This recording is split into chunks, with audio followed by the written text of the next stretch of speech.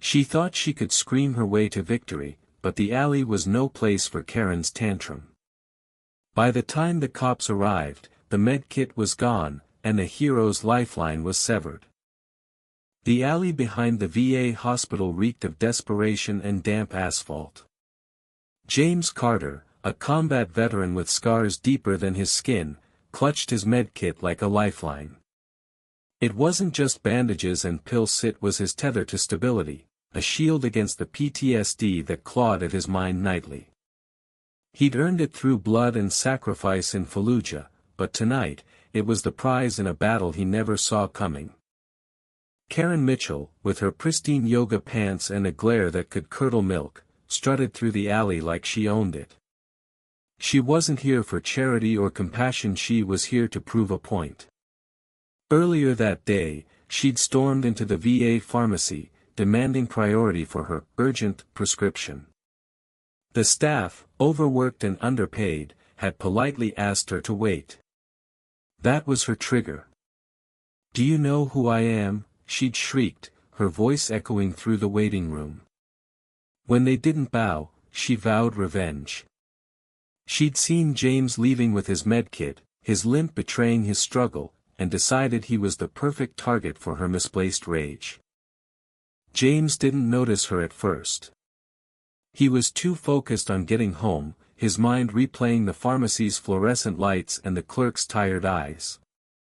The medkit, slung over his shoulder, held his antidepressants, painkillers, the bare minimum to keep him functional. He didn't see Karen tailing him, her phone already recording, ready to spin her narrative.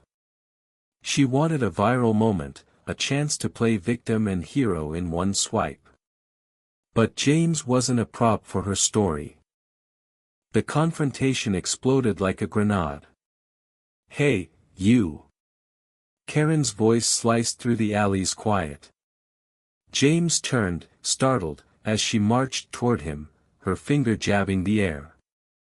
"You don't deserve that medkit. I saw you cut the line." It was a lie, but lies were Karen's currency. James froze, his instincts screaming danger, but not the kind he'd faced overseas. This was a civilian ambush, and he was unarmed in every way that mattered. "I earned this," James said, his voice low, steady, but trembling with suppressed rage. He gripped the medkit tighter, his knuckles whitening. Karen didn't back down. She stepped closer, her eyes gleaming with entitlement.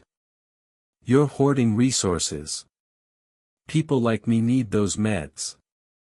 Her logic was a twisted no-their minor ailment trumped his trauma because she said so. The crowd forming at the alley's edge murmured, phones out, capturing every second of the escalating drama. James tried to walk away, but Karen lunged, snatching the medkit from his shoulder. The strap snapped, and the bag hit the ground, spilling pills and bandages into the filth. Time slowed. James's vision tunneled, his heart pounding like artillery fire. He saw his lifeline, his sanity scattered in the dirt. "Give it back," he growled, stepping forward, his voice ablade. Karen smirked, holding the bag like a trophy. "Make me," she taunted, daring him to cross a line she knew he wouldn't. The crowd's murmurs grew louder, a mix of outrage and morbid curiosity. A young woman, barely out of her teens, shouted, "Leave him alone," but Karen ignored her, too drunk on her own power. James's hands shook not from fear, but from the effort to restrain himself. He'd survived war zones, but this? This was a different kind of battlefield, one where his strength meant nothing against her audacity. Then it happened. Karen, emboldened by the crowd's inaction, turned to leave with the medkit. James snapped. He grabbed her arm, not violently, but firmly, demanding his property back. That's when she screamed, a theatrical wail that turned heads. "Assault," she shrieked, clutching her arm like he'd broken it. The crowd gasped, phones swinging toward James, painting him as the villain. He released her, stepping back, his face a mask of disbelief. Karen's eyes gleamed with triumph. She'd won her, so she thought. But the alley wasn't her stage forever. A VA security guard, alerted by the commotion, pushed through the crowd. He'd seen James before, knew his story: the Purple Heart, the sleepless nights, the endless VA appointments. He also knew Karen's type. "Ma'am, put the bag down," he said, his voice calm but unyielding. Karen scoffed, clutching the medkit tighter. "This is mine now. He attacked me." The guard's eyes narrowed. He radioed for backup, and within minutes, VA investigators and local police swarmed the scene. The truth unraveled fast. Security footage from the alley's edge showed Karen's theft, her taunts, her calculated performance.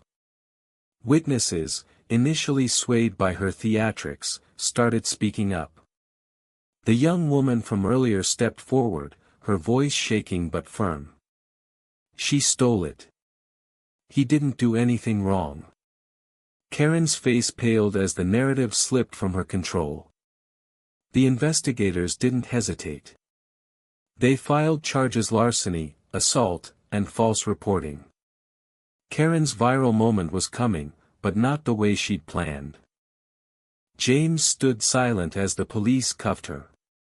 The med kit, retrieved from the ground, was returned to him, but it felt heavier now, stained by the ordeal. He didn't look at Karen as they led her away, her protests fading into the night. The crowd dispersed, some ashamed, others still filming, chasing clout. James limped home, the weight of the day pressing harder than ever. His meds were safe, but the scars of this battle, humiliation, betrayal, cut deeper than any shrapnel. The next morning, the story broke online. Karen stole a vet's med kit trended, with grainy alley footage spreading like wildfire. Comment sections erupted, some cheering James's restraint, others vilifying Karen's entitlement. But the real story wasn't in the headlines. It was in James's quiet apartment, where he sat alone, staring at the medkit. He'd fought for his country, survived horrors most couldn't imagine, yet here he was, defending his survival against a woman armed with nothing but ego. The irony was bitter, the victory hollow. Karen faced her reckoning in court. The judge, a veteran himself, didn't mince words. "You targeted a man who's given more than you'll ever understand," he said, sentencing her to community service and restitution. Her tears didn't sway him.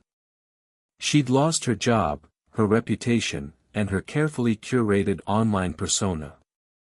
The internet moved on, but James didn't. He stopped going to the VA for weeks, too raw to face the place where his dignity had been stripped. The alley stayed quiet after that, but its story lingered. It wasn't just about a stolen medkit, it was about a world where heroes are prey, where entitlement trumps sacrifice, and where justice, when it comes, feels like a bandage on a wound too deep to heal. James carried on, one day at a time, his medkit a reminder of battles won and lost. Karen's name faded, but her shadow remained, a cautionary tale of what happens when privilege picks the wrong fight. What do you think? Did Karen deserve her punishment, or was she a product of a broken system? Share your thoughts on where justice lies in this clash of right and wrong.